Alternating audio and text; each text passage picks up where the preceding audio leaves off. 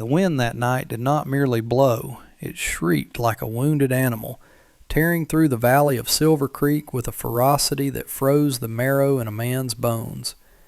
It was a whiteout, a blizzard of biblical proportions, yet inside the dilapidated homestead of Barnaby Thorne, the atmosphere was even colder than the storm raging outside.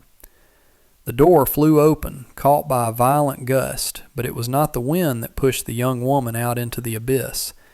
It was a pair of cruel, calloused hands.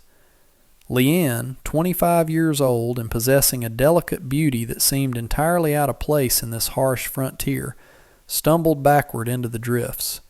Her gray prairie dress, already tattered from months of thankless labor and neglect, offered no protection against the biting frost. She fell hard, the snow instantly soaking through the thin fabric, biting at her skin like 1,000 needles. Standing in the doorway, silhouetted by the dying light of the hearth he denied her, stood Barnaby.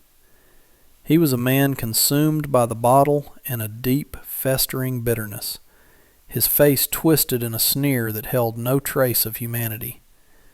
He had expected a servant, a silent worker to make his failing farm profitable, but he had found his Chinese bride too quiet, too foreign, and ultimately, in his drunken logic, a burden he no longer wished to carry.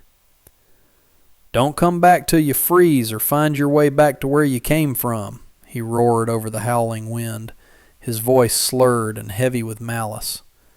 He slammed the heavy oak door shut, the sound echoing like a gunshot, sealing her fate. Leanne scrambled to her knees, pounding on the wood, her fingers already turning numb.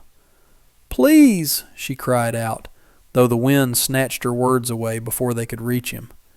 "It is death out here. Please!" There was no answer, only the sliding of the heavy iron bolt on the other side. She was alone. The darkness of the Montana Territory swallowed her whole, the temperature dropping rapidly as the true heart of the storm settled over the valley. She curled into herself, the gray dress fluttering uselessly, a fragile flower cast onto a sheet of ice. As her vision began to blur and the cold replaced the fear with a terrifying, drowsy numbness, she wondered if this was how her story ended, forgotten, buried under 6 feet of snow, far from the land of her ancestors. Before we witness the miracle that awaits in the snow and see how fate has a way of balancing the scales of justice, I want to know where you all are tuning in from today. Are you watching from a warm city apartment, or perhaps a quiet house in the country? Let me know in the comments below, and don't forget to like this story if you believe that every act of cruelty eventually meets its match. Now, let us return to the frozen expanse of Silver Creek, where a life hangs by a thread. Miles away from the Thorne homestead, the world was a canvas of unblemished white, save for the solitary figure cutting a path through the deep drifts. Gideon Mercer sat atop his massive brown stallion, a beast as rugged and stoic as its master. Gideon was a man of few words and fewer friends, a rancher who preferred the company of his cattle and the whispering pines to the gossip of the town council. He had been out checking the northern fence line, worried that the blizzard might have driven his herd into the treacherous ravines, but the storm had worsened faster than he anticipated. The snow was falling so thick it was nearly blinding, sticking to his heavy woolen coat and the brim of his hat, turning him into a ghost riding through the mist. His horse, a loyal creature named Rusty, snorted and tossed his head, fighting the gale. Gideon patted the beast's neck with a gloved hand, murmuring a low reassurance. "Easy, boy. We're heading home. Just a few more miles." He squinted against the stinging ice crystals, his eyes scanning the horizon out of habit more than hope. It was then that he saw it, a shape that didn't belong. It wasn't a rock, nor a fallen log. It was a mound of gray, almost buried, contrasting faintly against the pure white snow. Most men would have ridden past, assuming it was a trick of the light or perhaps a dead calf. But Gideon felt a pull in his gut, an instinct honed by years of surviving in the wild. He steered Rusty toward the shape, the horse protesting the detour through the deeper powder. As he drew closer, the shape resolved itself into something that made Gideon's heart hammer against his ribs. It was the hem of a dress. He swung down from the saddle before the horse had fully stopped, his boots sinking deep into the snow as he waded toward the figure. He fell to his knees, brushing the snow away frantically. When he uncovered her face, he gasped. It was a woman, her skin as pale as the ice beneath her, her raven hair matted with frost. She was curled in a fetal position, her gray dress stiff and frozen. "Miss?" he barked, pulling off his glove to press a warm hand against her neck. Her skin was marble cold, but there, faint, fluttering like a dying bird, was a pulse. She was alive, but only just. A surge of protective fury welled up in him. Who would leave a woman out here? He didn't waste time with questions. He scooped her up, her body alarmingly light, a fragile weight against his chest.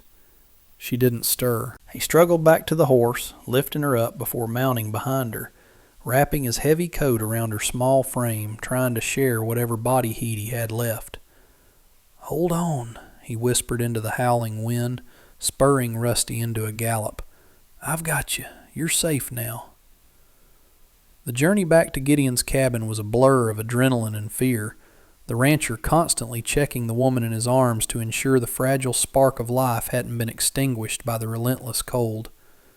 When the dark outline of his cabin finally appeared through the swirling snow, it looked like a sanctuary sent from the heavens. He didn't bother with the stable yet. He rode right up to the porch, sliding off with Leanne still clutched tight to his chest. He kicked the door open, staggering into the warmth of the main room. The fire in the hearth had burned down to embers, but the room still held a residual heat that felt like a physical blow after the freezing outdoors. He laid her gently on the rug before the fireplace, immediately moving to stoke the fire. He threw logs onto the embers, blowing on them until the flames roared back to life, casting dancing shadows across the log walls. He turned back to her, his brow furrowed with concern. She was shivering now, violent, racking tremors that shook her entire body. It was a good sign. It meant her body was fighting, but she was still dangerously cold. He knew he had to get the frozen, wet clothes off her, but he hesitated, a man of honor caught in a desperate situation. "Forgive me, miss," he muttered to the silent room, his voice rough. "I have to get you warm." With clumsy, trembling fingers, he began to undo the buttons of the tattered gray dress. The fabric was stiff with ice, tearing easily. He worked with the utmost respect, averting his eyes as much as possible, stripping away the soaked layers until she was left in her undergarments. He grabbed the thick quilt from his own bed, a heavy patchwork of wool and flannel, and wrapped her tightly in it, creating a cocoon of warmth. He lifted her again, settling her onto the chaise near the fire, propping her head up with a pillow. He then set about boiling water, his movements efficient and practiced. He found his tin of medicinal salve, preparing to treat the frost nip he had seen on her fingers and nose. As the kettle began to whistle, Gideon sat back on his heels, watching her face. She was beautiful, even in this state, with high cheekbones and delicate features that spoke of a grace the rough frontier rarely saw. He wondered what her name was. He wondered who she was. But mostly, he wondered what kind of monster could throw her away like garbage. The anger simmered in his gut, hot and heavy, a stark contrast to the tender way he brushed a stray lock of wet hair from her forehead. He would find out who did this, and when he did, there would be a reckoning. Hours passed, marked only by the rhythmic ticking of the grandfather clock in the corner and the crackling of the fire. The storm outside continued to rage, sealing them into a world of their own. Gideon had not moved from her side, only rising to add more wood to the fire or to check the broth he was simmering on the stove. He had managed to dribble a little warm water between her lips, and the color was slowly returning to her face, the deathly pallor replaced by a faint flush. Suddenly she gasped. It was a sharp, terrified sound, and her eyes flew open. They were dark, deep pools of panic. She scrambled backward, pressing herself against the back of the chaise, pulling the quilt up as a shield. Her eyes darted around the room, the trophies on the wall, the heavy timber beams, and finally the large bearded man sitting on the floor near her. "No, no," she whispered, her voice a cracked rasp. She held up her hands as if to ward off a blow, flinching when Gideon shifted his weight. She was expecting pain. She was expecting anger. "Easy," Gideon said, his voice dropping to a low, soothing rumble like distant thunder. He raised his hands, palms open, showing he held no weapon, no malice. "You're safe. You're at the Double Creek Ranch. My name is Gideon." He didn't move closer, giving her the space she desperately needed. Leanne stared at him, her chest heaving. This was not the man who had thrown her out. This man was larger, broader, with eyes that were not red with drink, but clear and gray, like the winter sky. But fear was a habit hard to break. "Barnaby?" she asked, the name trembling on her lips. Gideon's jaw tightened at the name, recognizing it instantly. Barnaby Thorne, the drunkard down in the valley. The pieces of the puzzle clicked together with a sickening clarity. "He isn't here," Gideon said firmly, a steely edge entering his voice before he softened it again for her sake. "You were miles away from him. I found you in the snow. Do you remember?" Leanne blinked, the memories crashing back into her mind. The open door, the screaming wind, the cold that felt like fire. She looked down at the quilt, then at her hands. They were covered in a thick, herbal-smelling salve. She looked back at Gideon, really seeing him for the first time. He wasn't looking at her with lust or ownership. He was looking at her with a profound, sorrowful concern. You saved me?" she whispered, the English words feeling heavy on her tongue. "I reckon I did," Gideon nodded slowly. "Or maybe the horse did. He saw you first." The silence that stretched between them was not uncomfortable, but heavy with unasked questions. Gideon rose slowly, moving with a deliberate slowness so as not to startle her, and went to the stove. He ladled soup into a tin cup, the steam rising in curling ribbons. He walked back and held it out to her. "Drink. It's beef broth. It'll help the shivering." Leanne hesitated, her hands shaking as she reached out to take the cup. Her fingers brushed his, hers small and delicate, his large and calloused, and she felt a jolt of warmth that had nothing to do with the fire. She took a sip, the hot liquid burning its way down her throat, spreading life through her frozen limbs. She lowered the cup, clutching it with both hands. "I am Leanne," she said softly, her gaze fixed on the fire. I am wife to Barnaby Thorne." Gideon sat back down on his stool, his face unreadable, though his eyes burned. "Wife," he repeated, the word tasting like bile. "A man treats his cattle better than he treated you, Leanne." She looked down, shame coloring her cheeks. "I was not what he wanted," she confessed, her voice barely audible. "He wanted a strong woman, someone to pull the plow when the mule died, someone to be loud."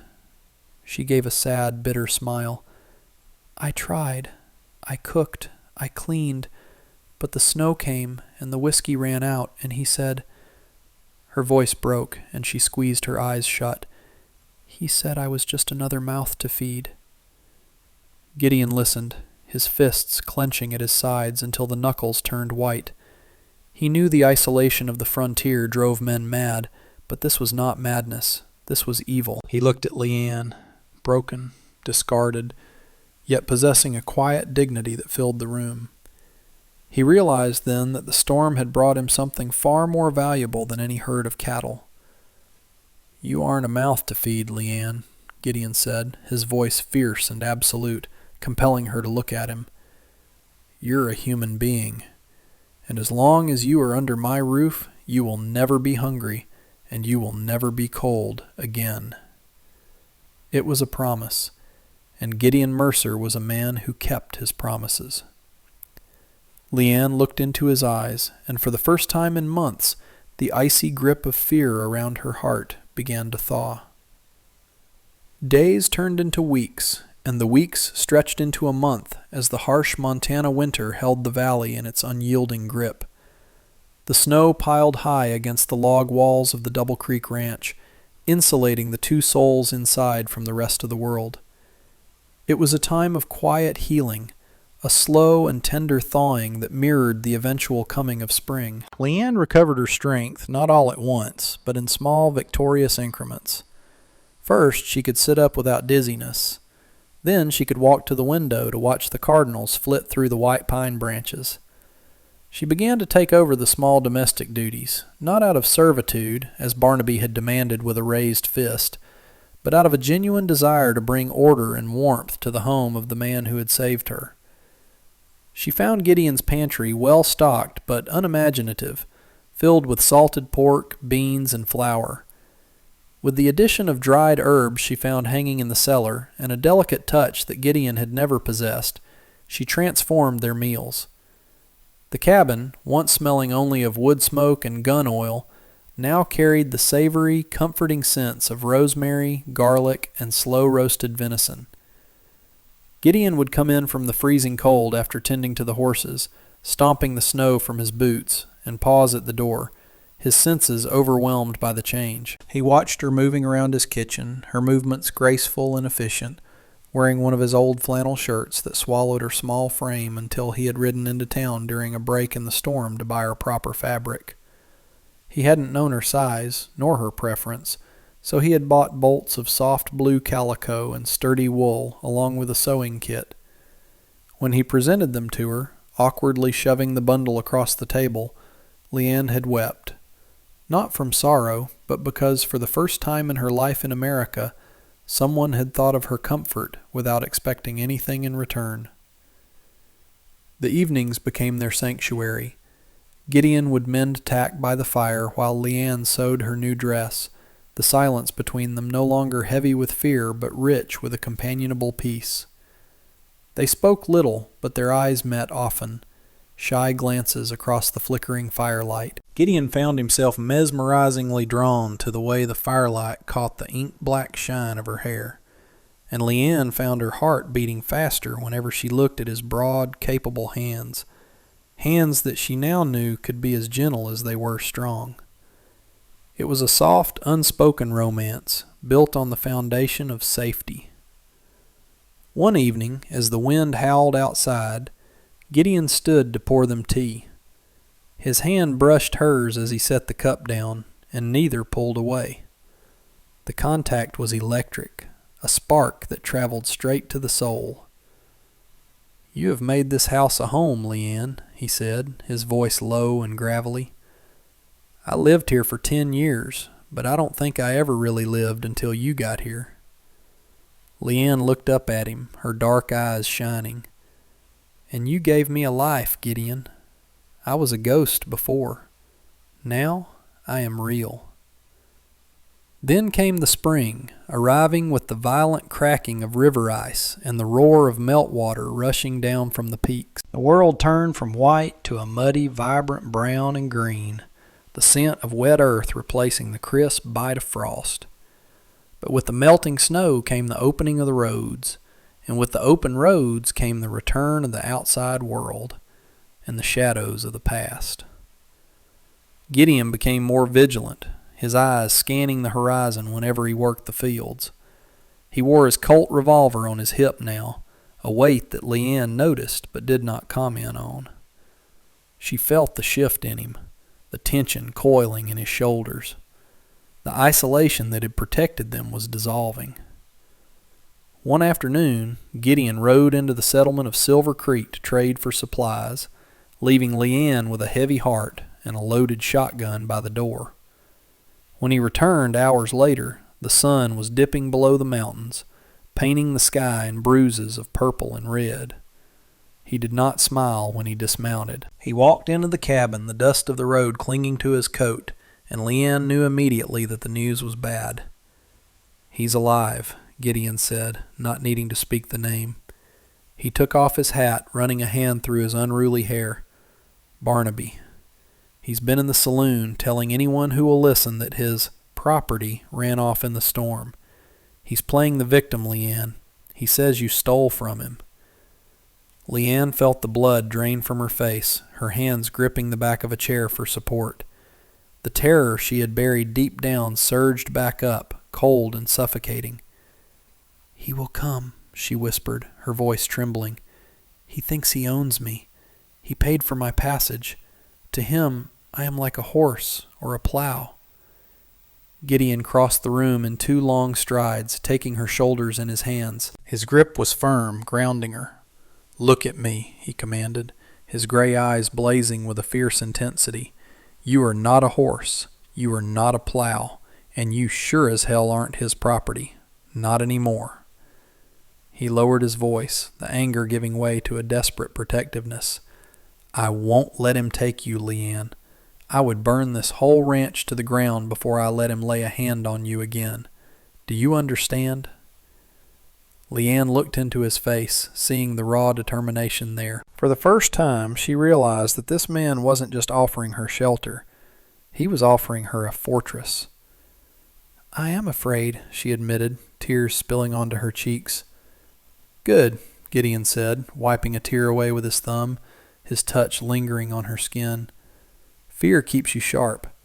But don't you worry about the fighting. That's my job. You just keep being the brave woman who survived a blizzard. We face him together." The confrontation happened 3 days later, under a sky so blue it seemed to mock the darkness descending upon the ranch. The sound of hooves thundering up the long driveway shattered the morning calm. Gideon was in the barn, but he was out in the yard before the riders even pulled to a halt. It was Barnaby Thorne, flanked by 2 other men, rough drifters he had likely bought with cheap whiskey and lies. Barnaby looked worse than Leanne remembered. His face was bloated from drink, his eyes bloodshot and darting with a mixture of malice and greed. He sat heavily on his horse, sneering down at Gideon. "Well, well," Barnaby spat, his voice grating like gravel. "I heard a rumor the hermit of Double Creek found something of mine." Gideon stood with his feet apart, his hand resting casually near the holistic on his hip, though his posture screamed readiness. "I found a woman half dead in the snow, Thorne," Gideon replied, his voice calm but carrying across the yard like a cracking whip. "I didn't see your name branded on her." Barnaby laughed, a wet, ugly sound. "She's my wife, by law and by God. I paid good money for that shipment. Now send her out, Mercer, and maybe I won't burn your barn down." The threat hung in the air, heavy and poisonous. Gideon didn't flinch. "She isn't coming with you. You forfeited your rights when you threw her out to die." Barnaby's face turned a violent shade of red. "She's mine. Leanne, get out here," he roared at the cabin. The door creaked open. Gideon tensed, ready to draw, but he didn't move to stop her. Leanne stepped onto the porch. She was not the tattered, freezing creature Barnaby remembered. She was wearing the blue calico dress, her hair braided intricately, her chin held high. She held the shotgun Gideon had left her, not pointed at them, but held with an ease that suggested she knew how to use it. "I am here, Barnaby," she said, her voice clear and steady, ringing out in the yard. Barnaby blinked, taken aback by her appearance and her defiance. "Get on the horse, woman," he snarled, though there was a flicker of uncertainty in his eyes. "I have chores for you." Leanne shook her head slowly. "No," she said, "I am not coming. You threw me away. You chose the whiskey. You chose the cold. I choose to stay." Barnaby kicked his stirrups, his hand going for the pistol in his belt. "I'll drag you back if I have to." But before his fingers could even graze the handle, the deafening crack of a gunshot split the air. Gideon's smoking Colt was leveled at Barnaby's chest. He hadn't shot the man, but he had put a bullet through Barnaby's hat, sending it flying into the mud. The horse reared, nearly throwing the drunkard. "The next one won't miss," Gideon said, his voice dropping to a deadly whisper. "Get off my land. If I ever see you near her again, the sheriff won't be the one coming for you. It'll be me." Barnaby stared down the barrel of the gun, then at Leanne's steely gaze. He saw no fear there any more, only resolve. His hired hands, sensing there was no money worth dying for, turned their horses. Barnaby spat on the ground, his bravado crumbling. "Keep her, then," he sneered, wheeling his horse around. "She never was much use anyway." He rode off, a defeated, small man shrinking against the vast landscape. As the dust settled and the sound of hoofbeats faded into the distance, the adrenaline that had held Leanne upright suddenly evaporated.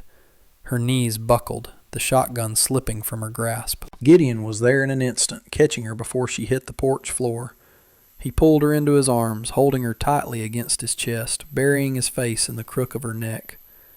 They stayed like that for a long time, the only sound the frantic beating of their two hearts slowing into a synchronized rhythm. "He's gone," Gideon murmured into her hair, breathing in the scent of her, verifying she was still there, still real. "He's gone, Leanne." She pulled back slightly to look at him, her hands trembling as they rested on his chest. "You stood for me," she whispered, as if she couldn't quite believe it. "You faced him." Gideon looked at her, his expression stripping away all his usual stoicism to reveal the raw, tender heart beneath. "I would face an army for you, Leanne. Don't you know that by now?" The realization hung between them, shimmering like the heat haze over the fields. The danger was past. She was free. Legally it might be messy, but out here, on the frontier, the law of the gun and the law of the heart were what mattered. "You are free to go," Gideon said, the words painful for him to speak. "If you want to go to the city, to find your people, I will take you. I won't keep you here against your will." He started to pull away, to give her the choice he felt she deserved, but Leanne's hands tightened on his coat. She didn't let him go. "My people?" she asked softly. She looked around the ranch, the garden she had started to plant, the porch where they watched the sunsets, and finally, the man standing before her. "You are my people, Gideon." She reached up, cupping his rough, bearded cheek with her soft palm. "I do not want to go. My home is here, with you." Gideon closed his eyes, leaning into her touch, a shudder of relief passing through him. When he opened his eyes again, they were filled with a love so profound it took her breath away. He leaned down and their lips met, tentative at first, a question asked and answered, and then deepening into a kiss that tasted of spring rain and promise, a seal on a bond that had been forged in ice and tempered in fire. Years have a way of flowing like the creek that gave the ranch its name, sometimes turbulent, but mostly steady and enduring. The story of the Chinese bride and the reclusive rancher became something of a legend in Silver Creek, whispered about in the general store and told to newcomers as a warning against cruelty and a testament to love. Barnaby Thorne drank himself into an early grave not 2 years after that day, leaving behind nothing but a ruined shack and a cautionary tale. But up at the Double Creek Ranch, life flourished. Gideon and Leanne didn't just survive, they built a legacy.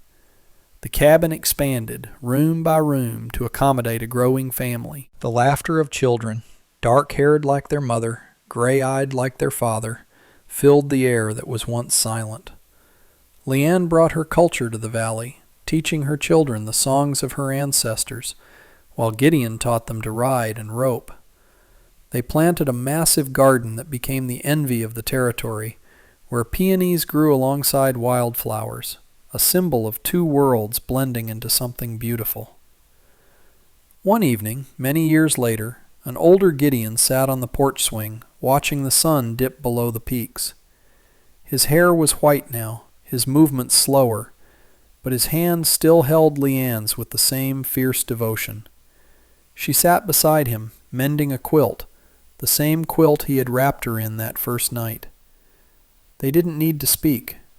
They simply watched the golden light wash over the land they had tamed together. They had weathered the harshest winter of their lives to find an eternal spring. And that, my friends, is where we leave Gideon and Leanne, surrounded by the warmth they fought so hard to protect.